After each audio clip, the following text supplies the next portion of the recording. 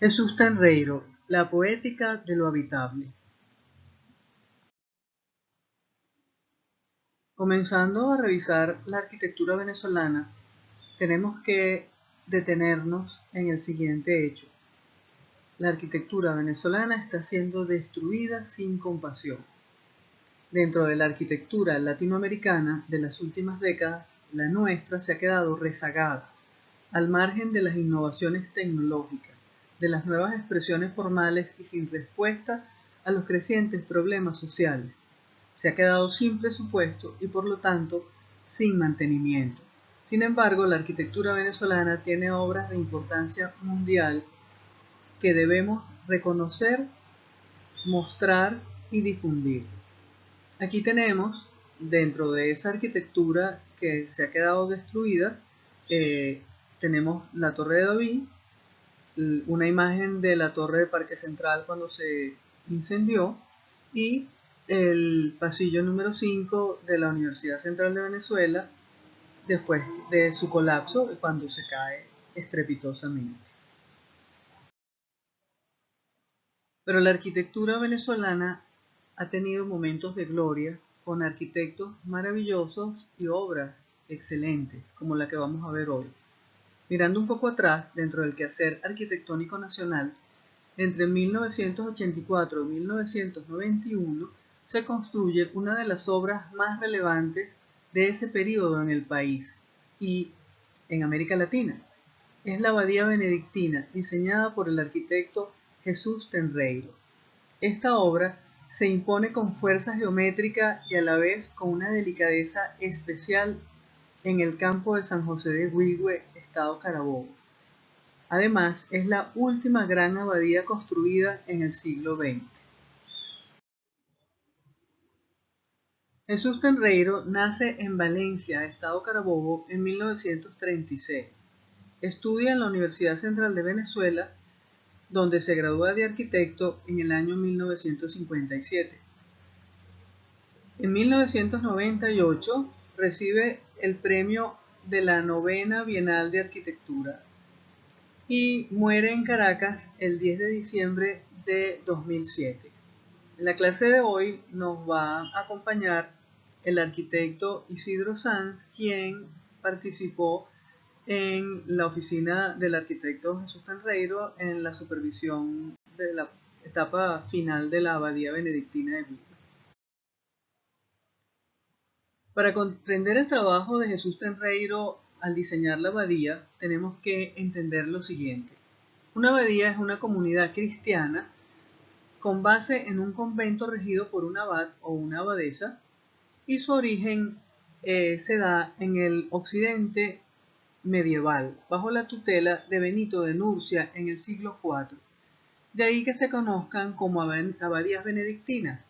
En esta imagen de la derecha vemos las partes que componen una abadía, donde por supuesto la iglesia es un elemento primordial, fundamental, que rige todo como la vida dentro de esa comunidad, pero ahí hay otra cantidad de cosas que son muy importantes al momento de concebir el diseño de una abadía, que es lo que va a hacer Jesús Tenreiro. Aunque las abadías son de origen italiano, ellas se extendieron por toda Europa y una de las más famosas fue la abadía de Cluny del siglo X en Francia. Aquí tenemos una reconstrucción en esta imagen de la izquierda de lo que era esa comunidad que finalmente es lo que forma una abadía con todas sus partes, y a la derecha vemos la iglesia de esa abadía de Cluny y cómo ella ya está en transición hacia el gótico, ya más del románico al gótico, por todo el despliegue que tiene la nave central, las naves laterales y todo ese espacio magnífico que tiene la abadía de Cluny en la iglesia. En una abadía, la iglesia es una edificación fundamental, pero no es la única. Ella es parte de un conjunto con una serie de espacios y edificaciones que se agrupan para dar a la abadía su verdadero sentido de comunidad organizada, administrada de forma autónoma y siempre asociada a lo agrícola o rural. A una abadía, en la Edad Media, debía poder autoabastecerse. Era eso que ahora llamaríamos un edificio sustentable, dentro de las características que le corresponden a su época y su momento. En San José del Ávila, en Caracas, se encuentra la antigua abadía benedictina, hoy Universidad Católica Santa Rosa de Lima. Con ese criterio de regresar a lo agrícola, los monjes benedictinos de Venezuela deciden mudar su abadía principal, que estaba en Caracas, y es esta que vemos en esta foto, y que ya no cumplía con el criterio agrícola y rural, a un sitio más cónsono con esos criterios, para ellos fundamentales en su estilo de vida. Se encarga al arquitecto Jesús Tenreiro el proyecto de la nueva abadía y comienza una intensa actividad en su oficina de Bellomonte, y después de un par de años se comienza la construcción. La idea manejada por el arquitecto se decanta por el desarrollo de 4 alas articuladas por un patio central, que se estructuran en forma de cruz esvástica, palabra que en sánscrito significa bienestar. En esta imagen podemos ver la abadía benedictina de San José de Huigüe en su magnífica implantación y el desarrollo de todas esas terrazas que no son un aditivo, ellas forman parte del proyecto. O sea, el proyecto es el edificio y la manera como se apropia de la topografía y cómo esa topografía ha sido diseñada para que hagan un diálogo perfecto. En cuanto a las referencias que usó Jesús Tenreiro para el desarrollo de su proyecto, tenemos en principio lo que vemos aquí, que es el convento de las Carmelitas, o más apropiadamente de las Hermanas Dominicas, que fue un proyecto que Luis Kahn diseñó o proyectó en Estados Unidos entre el 65 y el 68, pero nunca se hizo realidad, o sea, nunca se construyó. Pero sí hay muchas variantes que él hizo de la idea de este convento. Y Jesús, que era un admirador de Kahn, siempre estudió sus proyectos y se inspiró también en ese trabajo. Como vemos en esta imagen, otra de las importantes referencias que usa Jesús Tenreiro para el diseño de la abadía es la Tourette de Le Corbusier. Es un edificio que tiene una limpieza formal cartesiana y que además se adapta a una topografía bastante escalonada, no tanto como donde está la abadía de Huigüe, pero que es una buena referencia que le sirve a Jesús para el desarrollo de su trabajo. Sin embargo, para la solución estructural del claustro, Jesús Tenreiro se inspiró en la Galería Nacional de Berlín de Mies van der Rohe, con esas columnas que liberan las esquinas. Aquí vemos dos imágenes de la renovación de la galería hecha por el arquitecto David Chipperfield. La reapertura de la galería se programó para este verano del 2021. En la imagen superior vemos el hall principal de la galería en la planta alta, y en la imagen de la derecha vemos la planta inferior de la galería que abre a la terraza jardín. Se las dejo por aquí porque me parece importante, dado ese trabajo de restauración, de renovación, de limpieza general del edificio, de mantenimiento que se le acaba de hacer a este edificio. Entonces trabajé en la oficina de Jesús Tenreiro porque necesitaban una persona que fuera obra, y aparte de que fuera obra, estuviera en la oficina, y yo estaba en la universidad. Yo creo que estaba en 7º semestre. Entonces ellos me permitían tener un horario, de manera que la oficina estaba ahí en el Centro Profesional Bellomonte y era muy rápido ahí. Y comenzamos con visitas de obra. Aquí vemos el armado de las terrazas en su movimiento topográfico. Vemos también el trabajo del ladrillo y la obra limpia de concreto, o sea, el uso de los materiales que desarrolla Jesús Tenreiro. Y hay una cosa muy importante que es la composición de la fachada, el uso de los materiales para componer esa fachada y cómo descansa en la esbelta pantalla llena de cruces de San Andrés, que se repite para sostener toda esa ala de la abadía que está ahí volando. Eso es un detalle muy interesante y es muy de lo que es la obra de Jesús Tenreiro, como él para componer no solamente es una composición abstracta, sino que esa composición está unida a lo que es el uso de los materiales con los que él está trabajando el edificio. Yo en el momento que llego a la abadía es mi segundo trabajo como pichón de arquitecto, ¿no? Primero estuve con Selina Ventata haciendo las maquetas y después caí donde Jesús. De manera que cuando yo llegué, la obra estaba en obra gris y me faltaba todo lo demás. Estaba la estructura, los ladrillos y algo de los suelos. Como podemos ver en la imagen, un cuadrado forma una esvástica. Esta esvástica da diferentes brazos. El primer brazo hacia el norte es la iglesia, y de ahí partiendo a mano derecha tenemos las celdas de los monjes. Después viene servicios, comedores y cocina, y después viene la hospedería. En la entrada se coloca al padre portero, que es un volumen que tiene un techo inclinado a las cuatro aguas, pero a la inversa, y lo mismo en la sacristía. Como podemos ver también en las plantas, todas las fachadas de los pasillos tienen elementos solares o closets o elementos verticales que sirven para la mayor utilización del sol, son parasoles.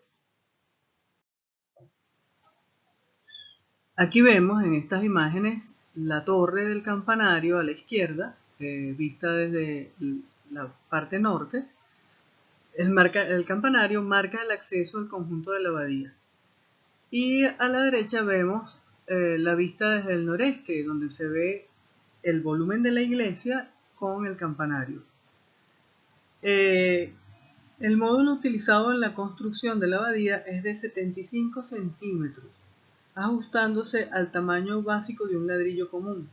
Todo el diseño se ajusta a esta medida y de ella el crecimiento proporcional del conjunto. Toda la proporción del conjunto de la abadía está basada, fundamentada en ese desarrollo de lo que es el ladrillo y todo ese módulo, ese fraccionamiento modular que se hizo, esa definición de un módulo permitió desarrollar todo el conjunto proporcional de lo que es la abadía. Aquí tenemos la imagen del campanario visto desde el este, y ahí se ve esa entrada a ese hall, digamos, que hay antes de entrar a la capilla.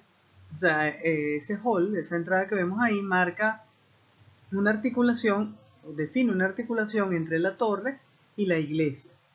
Y a la derecha vemos el lateral con detalle de la viga longitudinal de la que hablaba el arquitecto Sanz y los cerramientos sólidos que sirven a la vez de protección solar. Vemos como ese trabajo de concreto con ladrillo que desarrolló Jesús Tenreiro en todo lo que es la construcción de la abadía. El acceso a la abadía en Wigüe lleva principalmente a la capilla, entendiéndose como el espacio público que recibirá el mayor número de visitantes. El acceso a la capilla está precedido por un hall abierto de lado a lado y contenido entre el cuerpo de la torre y las puertas de la capilla. También vemos aquí claramente la diferencia entre el uso del ladrillo para los cerramientos y el del concreto armado para los elementos estructurales. Aquí vemos el interior de la capilla. La capilla es de líneas sencillas, con un especial trabajo en la cubierta triangular que flota sobre el recorrido hacia el altar y deja pasar la luz por los muros laterales. Este efecto se logra gracias a un alarde o a un truco estructural donde las vigas de ese techo que lo sostienen están arriba, están escondidas o no están a la vista del espectador que está dentro del espacio, sino que están por arriba de este espacio y por arriba de estos muros. El proyecto, lo que más me gusta de la abadía es el truco estructural que tiene la iglesia para la triple ventana, donde tú ves los muros medievales que esconden en el techo de triángulo equilátero, de manera que hay unas vigas que rigidizan arriba, y a través de las ventanas, exterior cuadriculada en verde, interior de madera, en la iglesia no parece que se posara en el suelo y tiene unos grandes muros medievales hacia arriba. Esa es mi zona favorita. El espacio del altar está armado en 4 cuadros de pizarra verde pulida con juntas de madera. El mobiliario de bancos y sillas se trasladó de la abadía de Caracas, la que está en San José del Ávila. El altar es un diseño hecho especialmente para el lugar y la pintura al fondo con el círculo dorado es del arquitecto y artista plástico Carlos Claua, que hizo este trabajo especialmente para la abadía.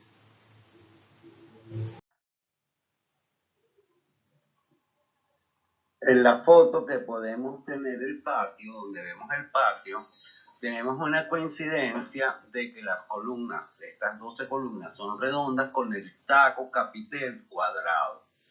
Estos vuelan hacia adelante y constituye una gran viga y sobre ella se diseña la fachada protectora hacia el patio.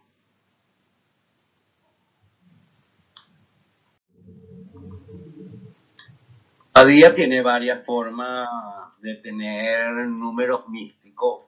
Por ejemplo, el claustro está formado por 4 lados del patio y estos 4 lados tienen 3 columnas cada uno. De esa manera tenemos las 12 columnas, que serían las 12 columnas los apóstoles. Después tenemos las 4 tolvas, que son las que dejan libres las columnas, donde aparece una entrada de luz a través de unos lucernarios muy particulares, que serían los 4 elementos, los 4 evangelios, y así.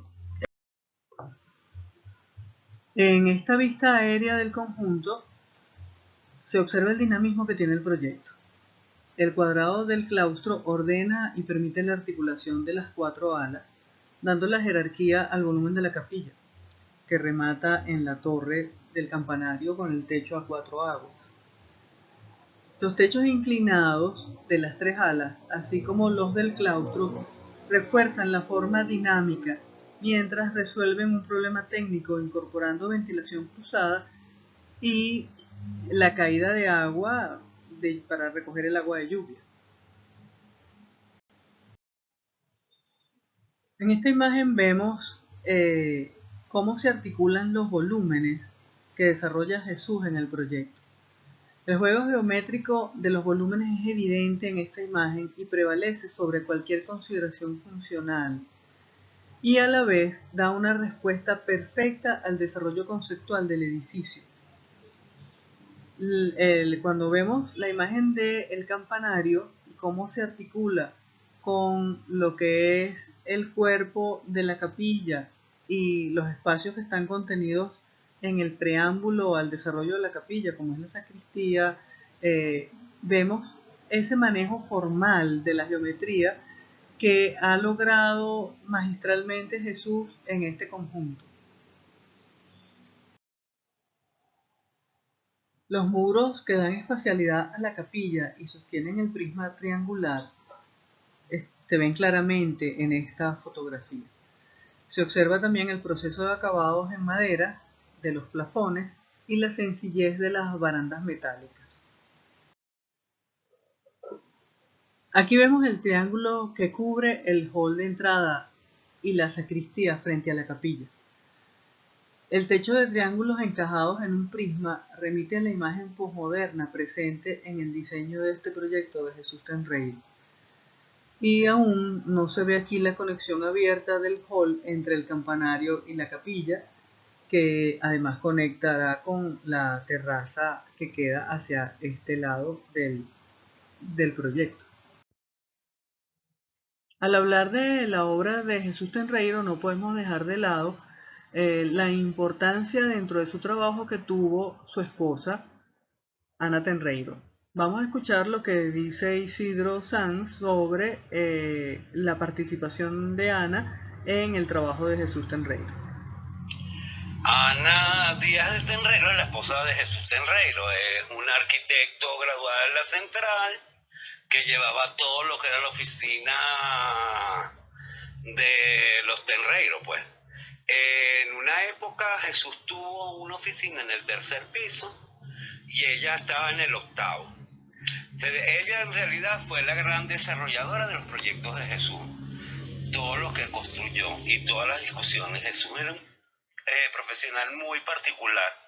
Él iba solo a la obra y dejaba anotaciones en las paredes y cosas así.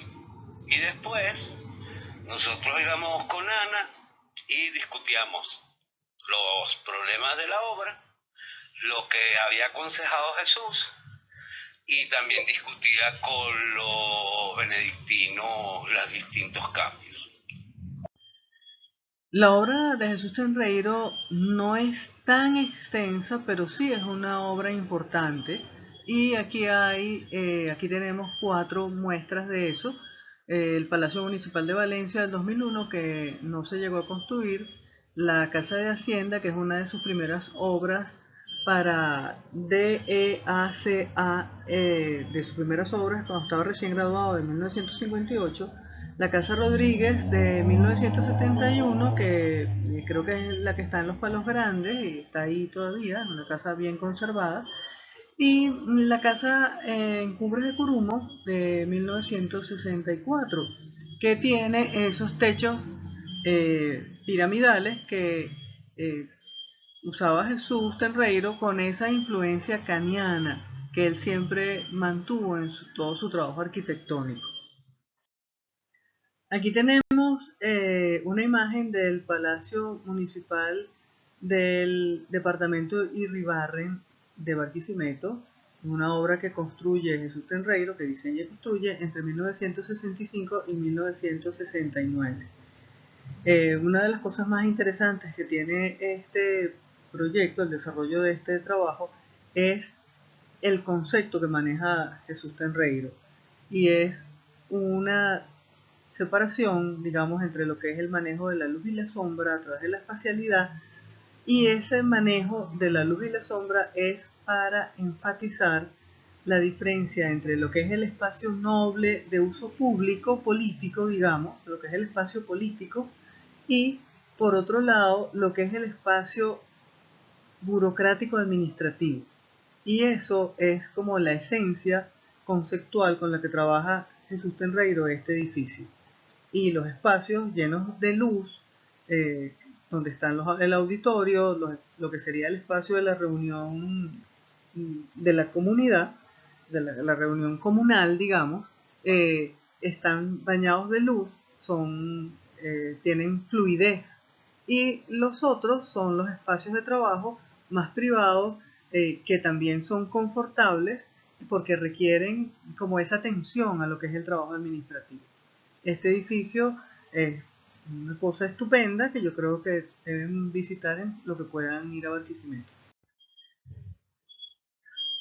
Aquí vemos a la Corporación Venezolana de Guayana, un edificio de Jesús Tenreiro que diseña y se construye entre 1967 y 1970. Este edificio es muy importante dentro de la arquitectura venezolana. Marca un punto de inflexión en el trabajo de los arquitectos en general y en la obra de Jesús Tenreiro. Y ese punto de inflexión queda definido por la prevalencia, la dominancia del concepto sobre la funcionalidad del edificio. O sea, él más que un edificio funcional, que sí funciona perfectamente y cumple con todos los requisitos que se exigen, es un edificio que marca lo que es el ícono de una compañía, lo que es esa imagen corporativa. Y además lo hace con la propuesta formal que tiene el edificio con esa forma piramidal y además con el control climático que necesita dada la implantación del edificio en el lugar en el que se encuentra, allá en la zona sur de Venezuela, en Guayana. Entonces este edificio cumple con ese principio, él funciona como un radiador con esas grandes cintas, con esas cintas que van definiendo toda la forma piramidal del edificio y es un elemento que funciona muy bien desde el punto de vista climático sin tener además el uso de unas tecnologías digitales o todo lo que es el sistema, un sistema electrónico, sino que está ambientado, o sea, él funciona con el medio ambiente. Este edificio es un edificio emblemático de todo lo que es la arquitectura venezolana del siglo XX. Bueno, fuimos muchos los que pasamos por la oficina de Jesús Tenreiro bajo la tutela, digamos, bajo la mano de Ana Tenreiro, que era la que llevaba la oficina. Ahí estuvo, bueno, un gran amigo de Ana como Rafael Urbina, estuvo Manuel Delgado, que eran como los arquitectos mayores que empezaron con él, y que trabajaron con Ana también. Está Luis Ocanto, que fue un personaje muy importante también dentro de la oficina. Isidro, estuvo Isidro San, Cristina von der Heide, estuve yo, también trabajé con ellos. Salvador Anzalone, que también fue muy importante en la supervisión de obra, y a veces iba con Isidro, según recuerdo y muchos más que ahorita no me vienen a la mente los nombres de todos ellos, pero que pasaron por la oficina de Jesús y que de alguna manera bajo esa como esa directriz que daba Ana de lo que había que hacer en la oficina, participamos en el desarrollo de la abadía benedictina. Vamos a escuchar lo que dice Isidro sobre la manera de ser de Jesús, sobre lo que él considera que es parte de la esencia de Jesús Tenreiro. Bueno, una manera de describir a Jesús sería un monje de la geometría. Todo pasaba a través de la geometría, de las relaciones geométricas, las imágenes creadas a través de esa geometría. La geometría era lo que daba un punto más allá y una cantidad de referencias a lo moderno. Trillado por todo el espacio y todo lo nuevo y la relación de la luz con la geometría. Eso además de su misticismo, ¿no? Su rama junguiana, su aspecto era también como de un gran monje. Era muy particular su manera de trabajar. Trabajaba desde casa. De vez en cuando se le ocurrían ideas. Esas ideas trasladaban, no tenían que ser dibujos. Podían ser fotografías, poemas, Shakespeare, cualquier cosa. Y eso lo mezclaba todo con esta geometría. Bueno, aquí tienen unas recomendaciones sobre la obra de Jesús Tenreiro. También les recomiendo que vean el blog de Oscar, como él se los recomendó, que también es muy bueno. Y todo esto es online porque hay muy pocas publicaciones. Hay una publicación de la Galería de Arte Nacional que escribió el arquitecto William Niño, que se las recomiendo para cuando puedan revisarla, que es muy buena. Esa no está online, habría que conseguirla en físico. Pero aquí pueden revisar, tienen bastante información que pueden revisar.